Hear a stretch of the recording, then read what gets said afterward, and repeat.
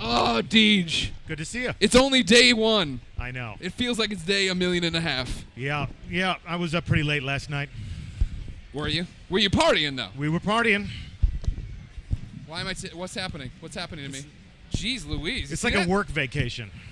It's something like that. I always think of E3 Deej like a high school reunion. Yeah. But it's like, rather than be 10 years, it's 1 year, but we all treat it like it's been a 20-year. We all come here and act like a fool and jump around and get crazy. Do you know Alfredo?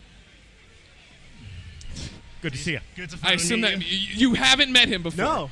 It's up. You were wearing that. You're wearing it. You were wearing it like an Xbox. You were wearing it like an Xbox headset. You just played Destiny. I did. Well, Where'd you you popped play? in at a good point Over to talk there? to Deej. Yeah, Over there? just right over here. So you played Mayhem Clash? Yeah, I did. Ladies new and gentlemen, supers. if you didn't know, They're this is good. GameSpot Supers and Cross. supers and Kind of supers. funny. It's us, the kind of funny guys coming here, bringing our same show, the flaming garbage truck slowly rolling down the street, to GameSpot. We tricked them. They were like, "Oh, you can do live shows?" We're like, "Yeah, we can." And then I just yell at Kevin off camera because that's what I'm allowed to do. Yeah. Deej, you're Deej. I am Deej. You're from Bungie. You're one of my favorites. Am I really? Yeah, we have such a good rapport. You're Yes. a good dude, and you make a great game. Not enough people giving you credit for that, I don't think. You're here to talk about this Destiny. It's good. It's good. Really good. Feels like we get a lot of credit. Not enough. How about All right, that? I'll You're not take- getting enough credit. Is that Take some all more. I have to say? I take my job is I take the credit, I pass it on to the people who make the game. Okay. I don't make the game. I play the game and I go, wow, that was really great. Do they get mad at you about that? Here's my thought process. Is that I'm going to eventually write a letter or maybe just make a video and send it to developers privately.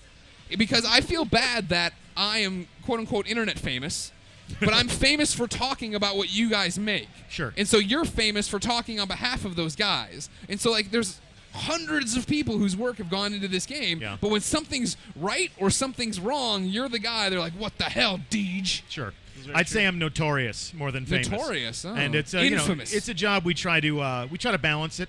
Yeah. It's like I'm there to help maintain a relationship between the player and the developer.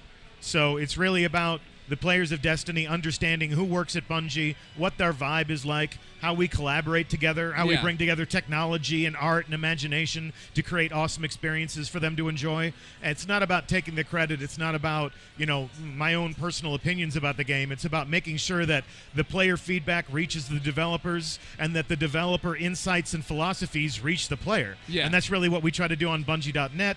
If we're making appearances externally on like Reddit or NeoGAF or wherever we'd be welcome and we can find people talking about Destiny, we try to be in those places because, I believe, and so do many people at Bungie, I believe that video games are art, and Yeah. art is complete when it's received. And if you want to be a good artist, you need to know your audience. Yeah. And that's been the best thing about this year is because, I was at E3 last year. I talked to you at E3 last year. Damn right we did. We didn't really know what Destiny was. We had our ideas. We had our hopes and dreams. But then we released the game.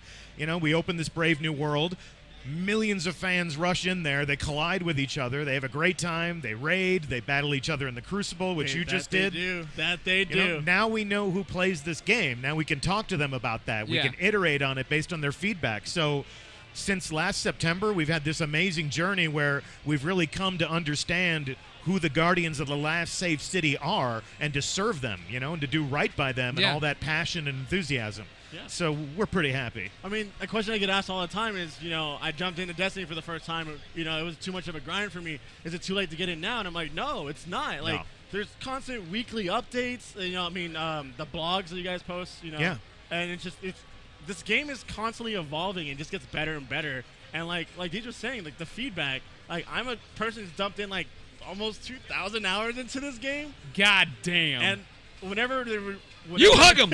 Oh, you're tethered. You can't hug him. Whenever there's a big knock yourself out, fall on the ground. Yeah, we just there it is, There the you go. fist There you bump, the bro bump. and that's why I still play because it just keeps evolving, right? Yeah. It's this Yeah. constant thing that just it gets better and better and better.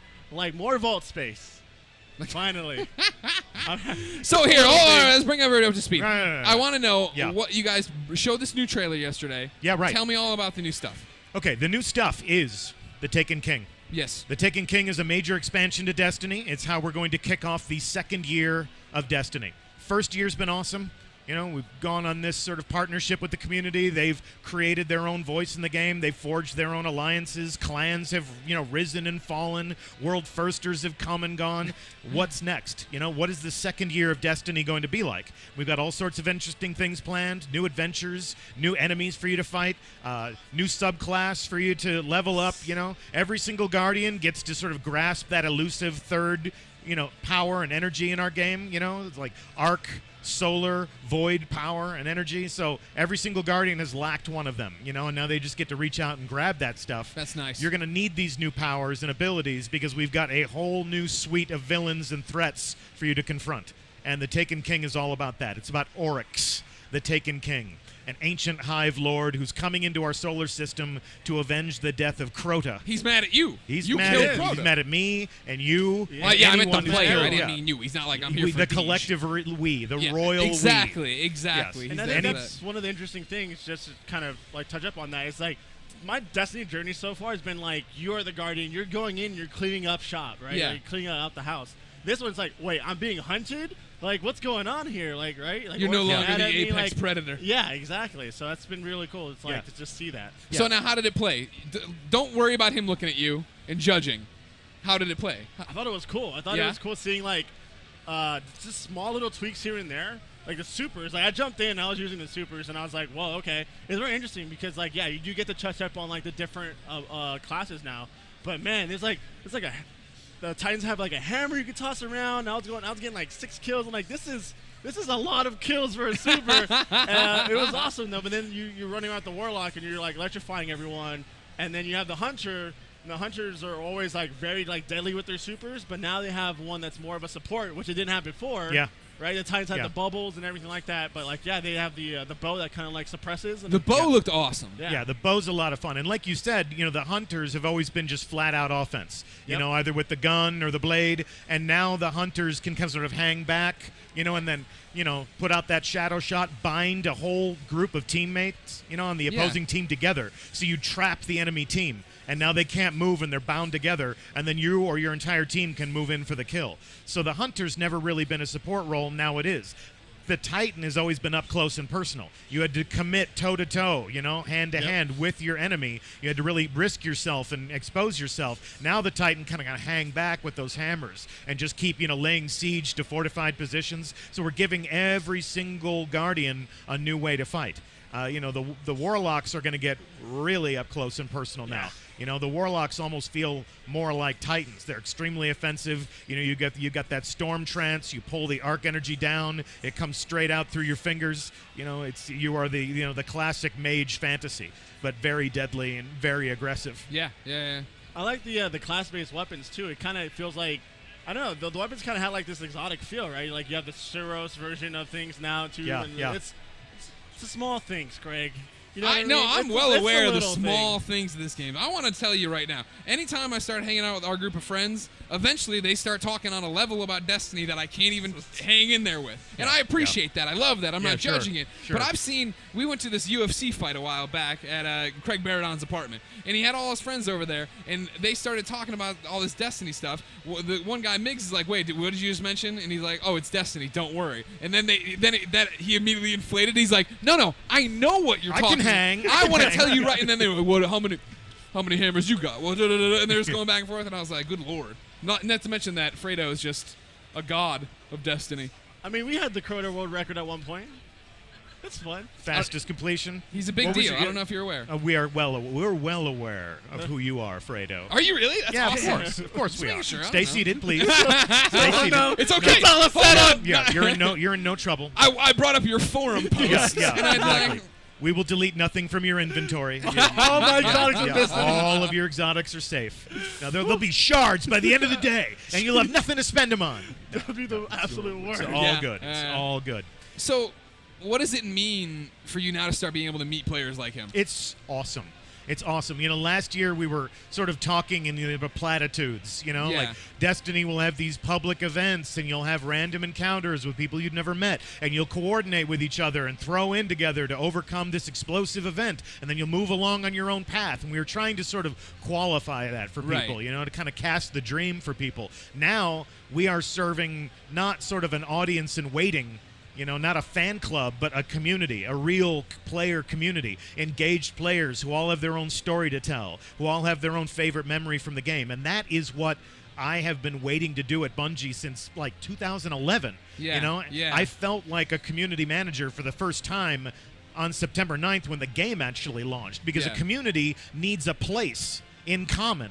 They need a place where they can go and feel like this is what makes us a community, the fact that we're all bound to this experience or this environment, and the tower is their home now. So the players of Destiny feel like, like you said, you're talking about UFC, you're over at someone's house and you're enjoying a party, and next thing you know, everybody's sort of like one-upping each other. It's like, I've beaten Crota 5 times. I beat the Vault of Glass on hard. Yes, I have a Vex Mytha class. Yes, I have upgraded it in the House of Wolves. It's like, that is what makes a player base, a community, and it's so awesome to hear them tell their stories and then to amplify that stuff on our own channels. That's one of the great things I get to do as a community manager, is when someone has something interesting to say about the game and they're talking to their own audience, I'm like, let me share this with our audience and introduce them to you, so that people really do feel like they're part of something cool. There are people all over the world who play Destiny.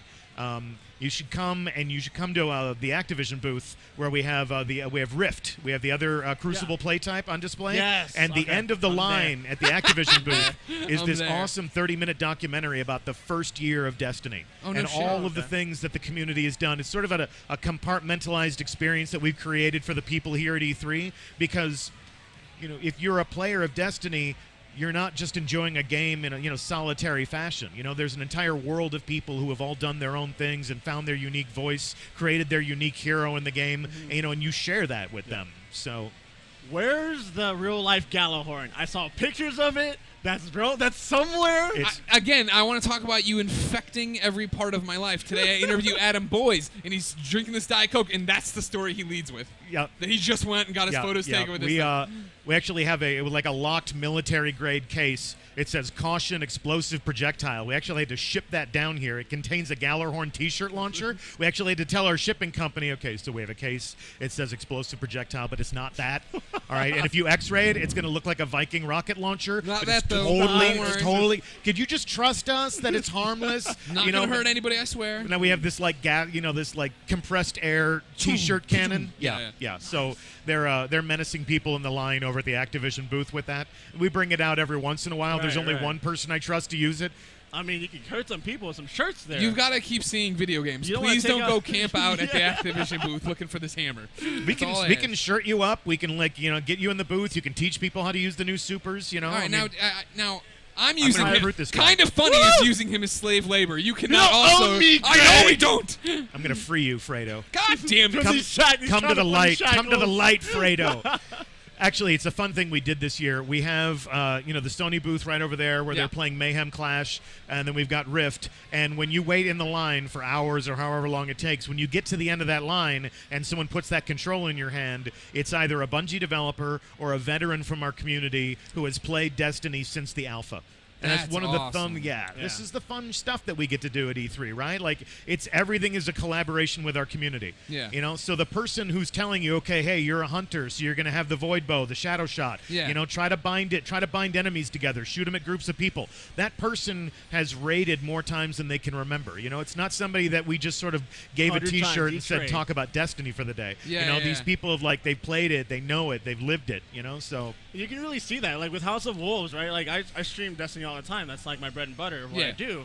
And then when the House of Wolves was released, you guys had the the Bungie streams. Then you had people from the community, right? Yeah. You had other top end Destiny streamers like Cathalion and Broman and Triple, and these are people that are voices of the community that everyone watches all the time, right? And then here they are now, kind of with hand in hand with Bungie, talking about the new stuff that's coming out, and it goes a long way. It really does. And that voice is important to us. I can stand up there in front of a webcam with a Bungie developer, and we can say all day long, I thought it was really smart when you did that. But when we bring someone in and we get that, honest, sincere reaction, whoa, check that out. It's that's what it's about. It's not about us appreciating our own work. It's about us serving the player. It's about the player's reaction to what we do. And it's about us learning from them, and wanting that reaction from them. That's what this past year is about, is like, people come to our forum, they debate the game, they talk to their clan, they check out their gear. Then they come to the feedback forum and they tell us, this is what I think. Here's how I think your game can be better. We have entire teams of Bungie that read that stuff, and cross-reference that stuff against player data. We have a weekly meeting where we all get into a room and it's like, well, what did you see on the forum? I think they want a bigger vault. What are we going to do about that? Don't give it to him. Spear, please Charge nerf. him. Please nerf. Please nerf the final round spear. Final round spear. Well, I mean, you can't get that roll anymore, but some people still have that weapon, and it's dirty. It's tearing them It's apart. like one hit anywhere in the body, you're dead. That's no good. That's no good. No. No. How hard is it, though, to separate whiny babies like him with this spear thing versus the people who have legitimate complaints? Now, whiny baby is your word? Yeah, that's my word. I call him an engaged player, an active player. Yeah. Not I've all the been there. feedback we get on Bungie.net is what you would call on the polite side. Yeah, of course. Sometimes it's in all caps. Sometimes it's laced with expletives. Sometimes it has more of this fair share of exclamation points at the end. But there's truth in all of that stuff. Sure. That is somebody who has played this game enough to have an opinion about it and feels strongly enough about that opinion to come register on our website and talk to us about how they're spending their free time. Right. That's always something worth listening to. Interesting. I might not go to their house and knock on their door and say, would you like to go get coffee? And you can curse at me at the Starbucks. But you know as well as it's good to anybody, have right, that that it's filter. that's all the people who are doing that are the ones who are angry thinking no one's going to ever see it. People write angry comments like they probably are right now in this video, and they never think that I'm going to go through and see those comments. They never think that somebody from Bungie who spent 4 or 5 years of their life making this part of the game is going to see it and then be like, well, that really hurts my feelings. And we do see it. And, I understand the internet can feel like this cold, dark, anonymous place. And I know there is this sensibility that in order to be heard, in order to be listened to, I have to scream as loud as I can. Right. I have to threaten to walk away and hate you forever to get your love. That's not the way we operate. Yeah. We are actively looking at our forum, trying to figure out who the players of our game are and how we can serve those people to the best of our ability. What do they like? What makes them mad? What are their favorite things about the game? What makes them feel like it's a grind and makes them want to walk away? Our world is more interesting when it's full of interesting players who are passionate about the shared experience. Totally. So with the Taken King, it looks like there's just a lot of things going on. It looks really meaty. Can you elaborate on that? What Absolutely. Am I gonna expect to see? It's a major expansion. We're kicking off the second year of Destiny with this expansion. We're opening up a brand new destination in your director. So you have a brand new place to go and explore and conquer. There are going to be all sorts of new activities in that destination, and it's the Dreadnought. It is a capital ship that belongs to Oryx. It is his spacefaring fortress, and it is full of loot. And there are all sorts of rituals that you have yet to understand, and all sorts of ways that you can instigate shared activities with your friends. It's really not just a new destination, but it's an iteration on how we build places into our game. It's a new approach to the way we create a space and then send you there with your friends to enjoy it in different ways over and over and over again. There's a new enemy race. There's a whole new suite of combatants for you to fight. So take the combatants you know I was about. watching his eyes dance. Just watching how Prado's eyes. Let it grin, bro. It's kind of funny. You do what and you want. it's coming in September. September 15th. Right around the corner. Yep. Yeah, it's not far at all. Yep. So Why wait so long to announce it? Why not announce this months ago? Let the hype train build up to the it. hype train, right? Yeah. It just runs you right over. We wanted enough time to set people's expectations as to what this thing was, and not so much time that we spoiled every secret to keep the conversation rolling. Sure. So in September, people are still enjoying the House of Wolves. Enjoy it the rest of the summer. If you've never played Destiny and this looks fun, we're giving people a chance to jump in, begin their adventure, join us in this living social world, join the party. And then on September 15th, the Taken are the new Dark Army, enslaved by Oryx, mutated and twisted by the light, sent back to our dimension to exact revenge on the Guardians of the Last Safe City. On you. On you specifically, and me, and you, and anyone else. All the Guardians. All of the Guardians. Yep. The Vidoc we have out today is entitled "No Legend is Safe." So that's good. That's a good tag. I like that line. That's a good line. I appreciate that. Here's what I want to know. Yeah. You're E3, the game's out, you're living it, getting all the feedback, having a great time. But you talked about it. What it was? I think you said it was 2011. You'd been working on it. Yeah. In 2011, I ran away from home. I came out to work for Bungie. I'd been a player of Bungie games and a vocal member of their community for almost a decade, and I didn't even know what Destiny was. Yeah. I just trusted Bungie. I loved their creative process and their personality and their sense of humor about themselves. So I came out to join that team to help them tell their story about this new thing they were working on, whatever it was going to end up being. Yeah. And since then, I've just sort of been watching Destiny kind of come together and watch people become more aware of it, and now, as you said, it's a thing. All right, so I was going somewhere with that question, but Destin Legary from IGN.com is in the crowd. Come here, Destin, get up here. Get up here, you big jerk. Destin, I've missed you. Ask your question. Talking to Alfredo's mic and ask your question. Join us on the couch. Kiss him. Kiss him. Rumors about the level cap. What's the new level cap? What's the new level cap, he says. There's a We're bunch of rumors. we're going to have to let those be rumors for now. Ooh. Yep. Thanks, Destin. See you for later. nothing. That was Thanks for stopping by. I thought you were going to Destin give us a scoop. Yeah. IGN let me down. I can't believe it after all these years. So my question then, Yeah. were there dark times during that? 2011, you said you finally get to feel like a community manager last September. Yeah, sure. Like, were there dark times just like, oh, what are we even doing, or concerns? So I think there was always a lot of hope, that what we were creating was going to be special, that it was awesome. We were always excited about the potential for Destiny. Yeah. Obviously, anything that you're working on, especially when you're embarking on something that's brand new, Yeah. There are moments of adversity, there are moments of doubt. Personally, I'd never played a game that has the the damage numbers, the player feedback that you get from Destiny. So all of a sudden, when math started to shower and rain down out of the beautiful moving painting that You're Destiny like, had "No!" been, I had a personal emotional crisis. But now I can't imagine playing the game without them. seeing it, yeah. Yeah, I mean, I need to know when I'm scoring a critical hit. I need to know if I'm using the right weapons against these enemies. So Bungie's always been really focused on giving good player feedback to the people who are immersed in these adventures. So understanding that this experience was sort of evolving and developing over time, and a new build would come online, and all of a sudden Guardians are dancing in the tower.